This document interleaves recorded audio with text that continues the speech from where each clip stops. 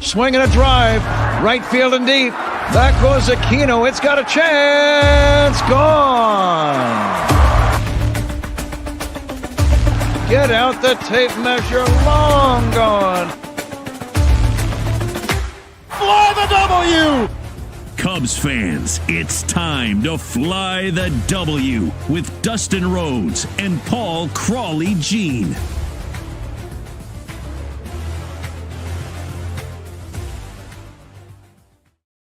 You are listening to the Fly the W podcast.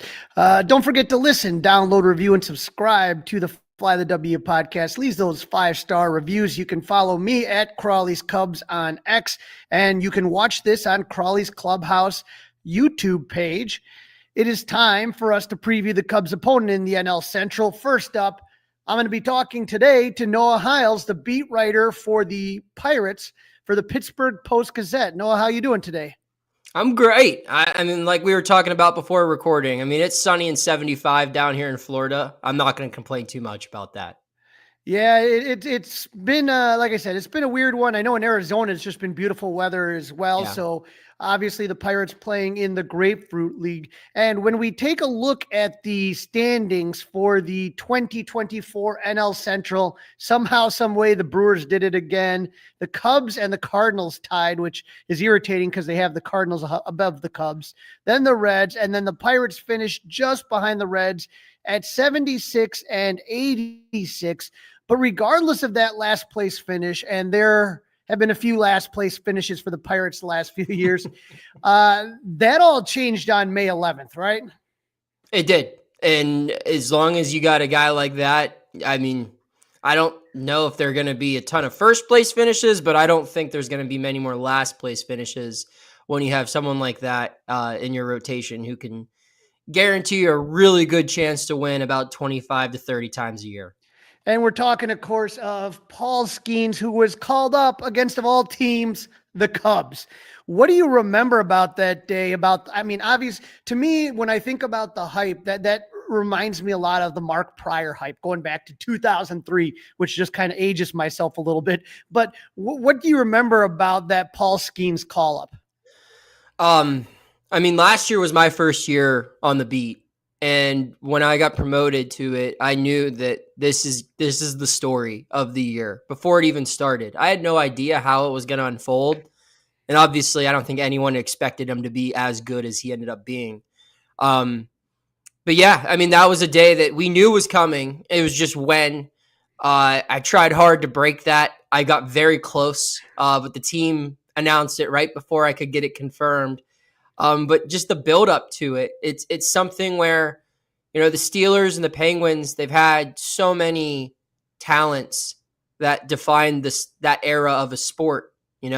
Pirates haven't had many guys like that, especially in my lifetime. I turned 30 this month, and there's one guy really in my lifetime who you can point to that would fall into the category of a Paul Amalu, a Ben Roethlisberger, a Sidney Crosby, of Genny Malkin, and he's still on the team. His hair's different. He plays a different position, but Andrew McCutchen's just been the guy. And if you look at Pirates history, they've had their share of great players, but it's always been hitters. They haven't had like an amazing pitcher to this extent anyway. And it's just so different. It's so foreign. And as a storyteller who gets paid to follow this team, it's nice to know what the story is. So that day, just the anticipation and the buildup of, wow, this guy's already here. This guy, we did a thing every time he pitched in the minor leagues. We did a thing called Skeens Watch. And I would analyze every single inning because everyone wanted to know, okay, what's his pitch count up to? How many innings did he go? Because there was that gradual buildup. Because you got an idea, okay, if he's going 5 innings, if he's throwing 80, 90 pitches, he's ready. And if you look at the AAA numbers, they're hilariously dominant. So when he finally got there, it was like a holy cow. Like it reminded me a lot of when McCutchen debuted, honestly. And it's just like, this is the face of this window where, he's not going to be able to do it alone. But if this team here in the 2020s, the rest of the 2020s, if the Pirates are going to do anything, this guy's going to be the catalyst for it. He's going to lead the charge. And this is the start of a very important chapter. That's what it felt like. And ironically, what I remember from that game was everything aside from Paul. I remember like a million walks in a row. That was like the maddest I've ever been at work. Cause I was like, if they just got one more out, they could have called this game and I would have got to go home early. But instead I stayed there till like 3 a.m. basically. But very memorable game. Yeah, it was Skeens versus Hendricks, and what blew you away right there is that I think he hit like triple digits, like 17 times. He had 7 strikeouts in 4+ innings. He was going up against Kyle Hendricks. That was Steele. He faced Steele in Pittsburgh. He faced Hendricks. The one that everyone actually remembers is when he faced Hendricks in Wrigleyville, like a week later. That one, I think Paul would rather us all recall that as his first actual start. That was the real taste of Paul Skeens. That was a pretty good one. That was the 6 no-hit innings. And 6 no-hit innings, final 11 pitch. strikeouts. Yeah, final pitch of the day is 100 miles per hour, pitch 100, yeah. And then he would eventually go on to win the NL Rookie of the Year. And so as we kind of take a look at the Pirates this year, like you said, the window now is open. It feels to me, and again, when you got a guy like Paul Skeens, you look at it and you say to yourself, wow, what a great pitcher. But you guys have other great pitchers as well. When you look at the Mitch Keller and Jared Jones and those kind of guys, it feels like the pitching's there. As far as the offseason goes, it kind of seems like, similar complaints to Chicago, the question about the money being spent, but in a different context. And like you said, the context of this window being open, you got these guys for 6 years. And then after that, with the going rate of pitchers nowadays for aces, who knows what, Paul Skeens, by the time his contract's up, might be worth $1 billion. Yeah. The time to move is now. Would you say that the offseason would be a disappointment? I think so. That's how the fans feel. The only way that it doesn't end up being a disappointment is if this team wins 90 games, if this team goes to the playoffs. Because the offseason, the message was they believed in this young core. They believed in players who immensely underperformed last year. And for one reason or another, the Pirates justified it by saying, this was just an anomaly. Look at this guy's past success. Or it's too early to give up on this guy who's a first overall pick. Or this guy just had some injuries. If we can get him healthy, he can be the player that we think he can be.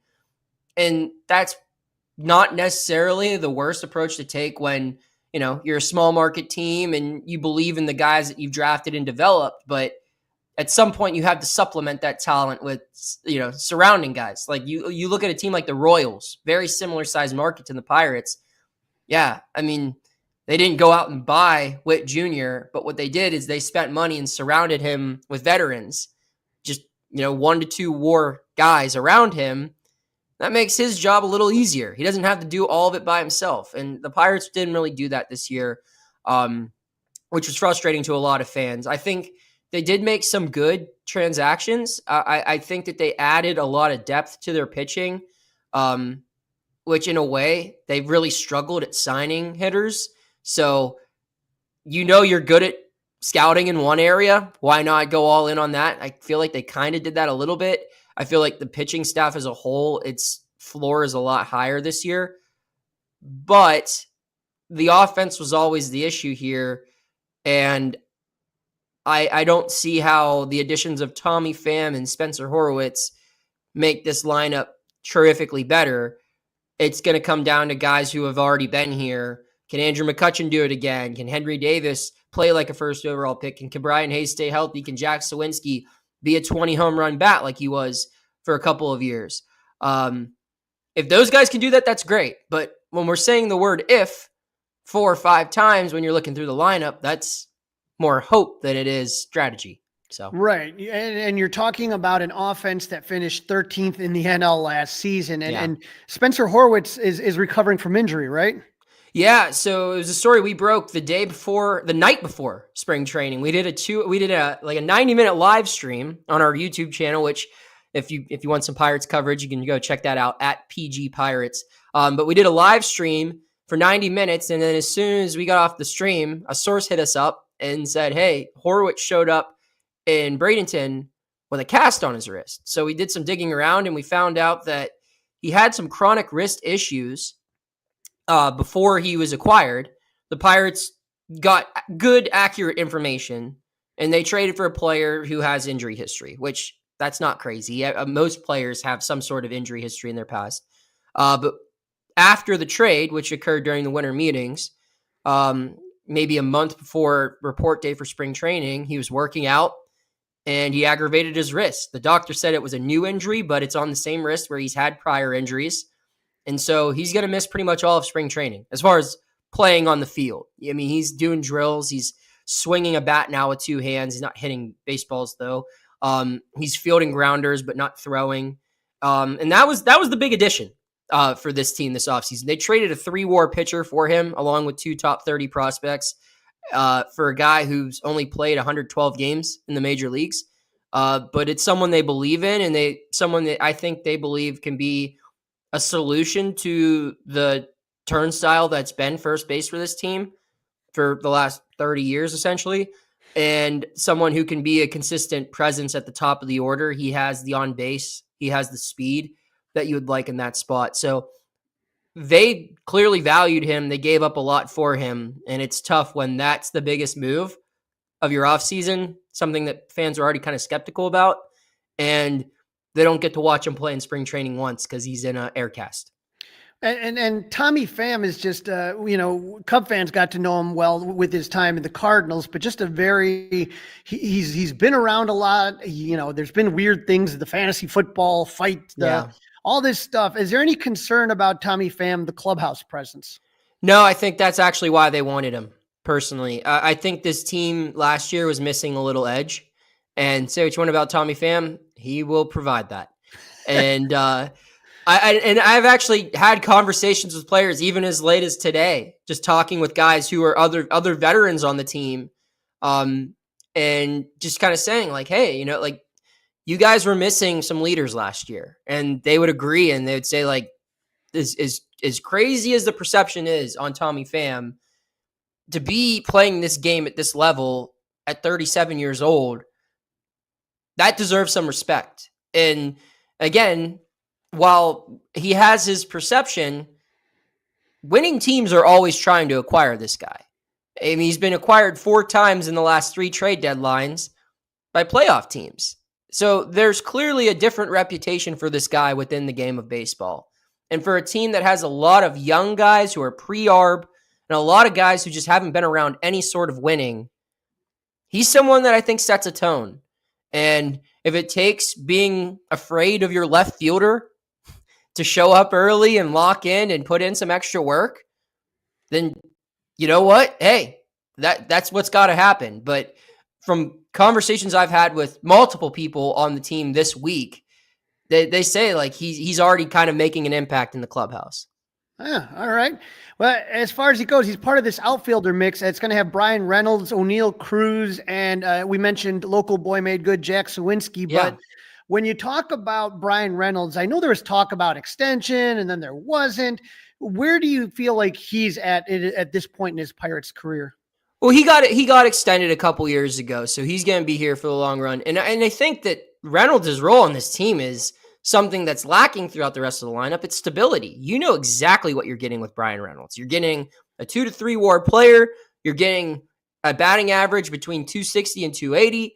You're getting 80 to 90 runs batted in. You're getting 20 to 25 home runs. And there's not a team in baseball that wouldn't sign up for that, for a corner outfield position.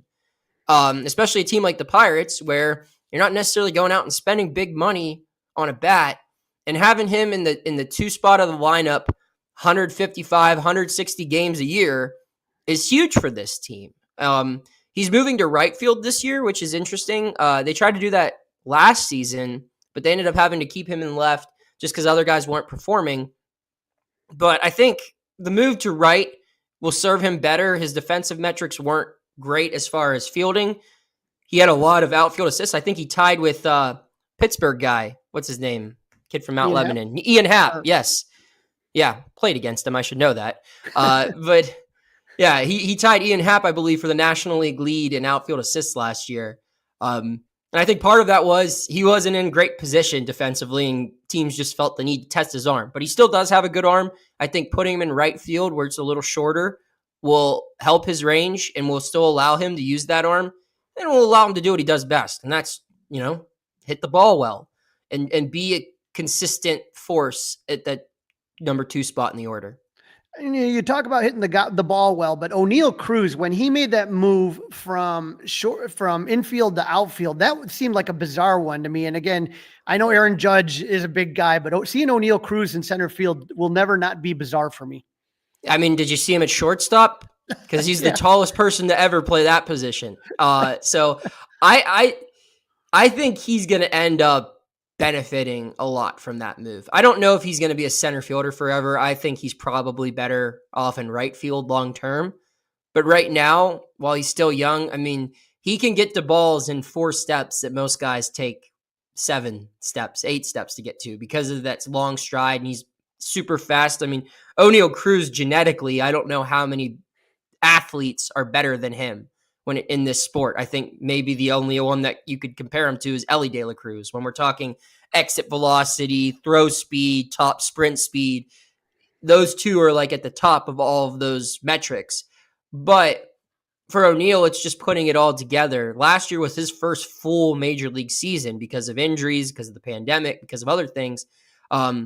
He's just never really been on the field. They felt like they owed him an opportunity to prove that he could be a shortstop. And for a team like the Pirates to get 2020 production, potential 30 home run pop at that position, that's big for them. But it became clear that it wasn't working. So they moved him to center field. I was skeptical of why they waited to do it at the very end of the year. I mean, they did it after they fell out of contention, but it's like, why not just wait in the offseason and let him develop there? But I actually, now in hindsight, I kind of like that they did that because they gave him a chance to get his feet wet in games that really had no meaning. And he looked a lot better than I thought he did or thought he would. And when you're springing something like that on an athlete who's confident, who believes, hey, I'm a shortstop. I don't have time to learn this new thing. I don't want to learn this new thing. But when they go out there and they say, I actually think I could be kind of good at this. That's good positive momentum you could bring into an offseason. And that's what happened with him. And so I think he's fully embracing center field. And when you talk about what needs to happen for these guys to win games, Reynolds and Cruz, those are the 2 guys. They've got to lead the charge. And there's no one with a higher ceiling of potential as far as power in this lineup than Cruz. He's a guy that I think they believe can hit 30, 40 home runs a year. And I think he has the potential to do it. It's just putting that talent together. Now, we talked about Spencer Horwitz at first base. Adam Frazier, who was drafted by the Pirates, is back this year, so you get some veteran leadership there. Brian Hayes, I remember the first time I saw him in Wrigley, I think he hit a home run. But every time I see that guy, I always get nervous. I feel like he just is another guy that you talk about with a lot of pop. And so, again, everything looks good, but you just don't have that 4 to 5 WAR player. And I know the Cubs talked about that when they got Kyle Tucker. That just seems to be really the piece that's missing for you. When you kind of look at this, what needs to happen for the Pirates to really, truly have a successful season to make them playoff contenders? Well, I think first thing is O'Neal Cruz needs to be a star. And I think that's not out of the question. The potential's there, and I think being in center field will allow him to be a better offensive producer. And then the second thing I said, there are 4 guys who need to be better than they were last year. And when I say better, I mean significantly better. And those guys are Henry Davis, their first overall pick in 2021. Brian Hayes, a guy who can simply be a 2 to 3 WAR player just with his glove. And anything you get offensively is bonus. But he only played 94 games last year due to recurring back issues. Jack Sawinski, a guy who in 23 hit 26 home runs. I believe he hit 19 the year prior, 20 the year prior, and like less than 100 games. And the last one's David Bednar, who from 2021 to 2023 was among one of the best relievers in baseball and was terrible last year. Blew a lot of saves and cost them a lot of ball games. If you can get two of those four guys to be the players that the Pirates believe they can be, a lot of issues are solved because they fixed the problems that sunk them last year. They missed out on pop from a guy like Henry Davis, who, if you look at his numbers in the minor leagues, he dominates every level. And he was the best bat in that draft that included, Lawler and Mayer and all these high-end prospects that have yet to debut. He made it up before all of them. I know he's a college guy, and that's probably why. But, if he's played 162 games in AAA, his pace would be 40-plus home runs or something. He just can't translate it to the highest level. Now, he's still only 24. But if you add that to this lineup, it's a lot better. If Ke'Bryan Hayes can be that 3-4 WAR guy, which if he just swings if he has a 105 OPS plus and plays that level of defense, he could be a 3.5 WAR player. That's not speculation. That's just logic. David Bednar has been proven to be that reliable closer. And if you can allow Paul Skeens to give you 7 shutout innings and have a guy who can close the door in the 9th, that's a very reliable formula for success. And then Sawinski, again, that's as much as Tommy Pham's a great clubhouse leader. I'm sure if you asked any of the Pirates, who would you like to be making the most starts in left field, they would rather the answer be Sawinski because he's younger. He's still, I think, 24, 25 maybe. And they need home run power, man. They need home run power because they've got guys who can get on base in this lineup. They've got guys who can hit for singles, who can move you over. If there's a runner on second with no outs, they can get you to third base. You need guys who put balls in the seats, and they don't have enough of that right now. And they didn't spend any money to get anyone new who can do that. So if they're going to get better, it's going to be from guys like Cruz taking their game to the next level, or guys like Sawinski and Hayes from finding who they used to be and returning, or the guys like Davis developing into what the Pirates believe they can be. I know today wasn't the greatest outcome, 10-4 loss to the Tigers, but in general, it's been a pretty good spring training in the Grapefruit League. I know that means nothing at the end of the day, but you'd rather have the team winning than not. What are the vibes like in camp? They're high. And I think a lot of it has to do with all the names that I mentioned are coming in with good circumstances. Like Ke'Bryan Hayes and David Bednar, I know it's the cliche, I'm on the best shape of my life, but they're notably slimmer. And Ke'Bryan has been a guy who, can be a little moody. And I don't say that as a slight. I would be moody too if I went through everything that he went through as far as injuries and everything over the last couple of years. But he's been in a notably better mood. And that's something that the Pirates have outwardly pointed out and highlighted, and they're excited about. And he's hit the ball well. He's made some swing changes. It seems like he's not necessarily giving up on trying to fix the back, but it's hey, I'm going to be dealing with this forever. So now we've got to figure out a way to be the best player possible with this situation, knowing that it's not going away. But yeah, I just feel like all those guys, Jack Sawinski's, I thought, had a really good spring so far. Henry Davis hit hit a home run today. He's looked better defensively. He's hit, I think, at least 2 or 3 doubles so far. And to the shock of many, he's hitting to all fields. He's normally just a strict pull hitter. So all of these guys made some changes, and you always hear about that in the early February stories, right, from your beat writers. Oh, this guy did this swing adjustment. This guy's changing the grip on this pitch, mechanical change on his delivery. But these changes make sense, and so far they're looking like it can lead to improvement. But again, it's the Grapefruit League. It's March 1st or 2nd. So let's see how it looks in the regular season. And I got to laugh, and I don't know if you had a chance to ask him, but, obviously Andrew McCutchen coming back for another year. And obviously, he's been a staple in Pittsburgh for a long time, but he was a guy that I remember when he went to the Mets, they made him cut his hair. And the Yankees. The Yankees. They made him cut his hair, and the Yankees finally got rid of that stupid policy. Did anyone ask him about that at all? Because he actually, he had his dreadlocks cut in Pittsburgh right before then, but they made him be barefaced, and he's always had facial hair too. And I know he wasn't a fan of that. I'll have to bring that up to him because he's good for some answers like that. He might give me an answer that he'll say beforehand, like, you better not report this to anyone, but he'll tell me how he really feels.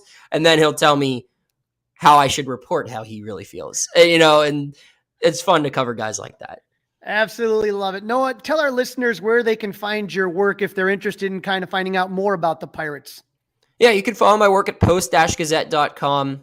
Myself and Andrew Destin, I feel like we do a solid job of covering this team. We try to give you as much as we can. And again, if you want instant analysis on anything Pirates, you can check out our YouTube channel. We just created it this season. It's just for exclusive extra Pirates content. It's at PG Pirates on YouTube. And you can get spring training game recaps, mailbags, all sorts of fun stuff there. Absolutely love it, Noah. Thank you for jumping on, and we'll definitely have to talk again. We know that the Cubs and Pirates are always going to be good for some battles. Absolutely. I'm happy to come on whenever.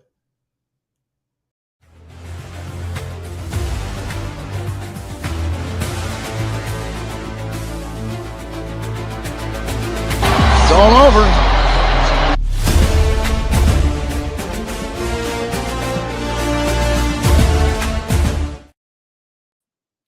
Hey, thanks for jumping on.